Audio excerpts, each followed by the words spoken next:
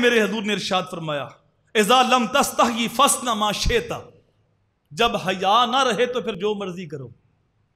हयाई तो आड़ थी, हयाई तो रुकावट थी, हयाई तो पर्दा था।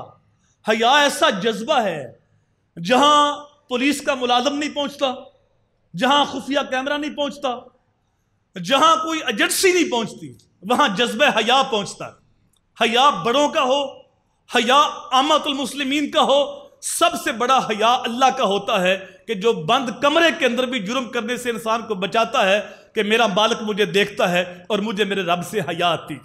वो जज्बा हया था ना। जब मां कह रही थी बेटा दूध में पानी मिलाओ, तो बच्ची कहती थी कि खलीफा वक़्त का हुक्म है कि दूध में पानी नहीं मिलाते। तो मां ने कहा बेटा खलीफा कब देख रहे? तो बच्ची ने कहा अम्मी खलीफा का रब तो देख रहा है। खलीफा से हया करूं, खलीफा के रब से हया ना करूं? तो हयाई तो आड़ थी, हयाई तो पर्दा था, हयाई रुकावट थी। तो जब हयाई खत्म हो गया तो फिर इंसान किसी भी हद तक जा सकता है और कुछ भी कर सकता है।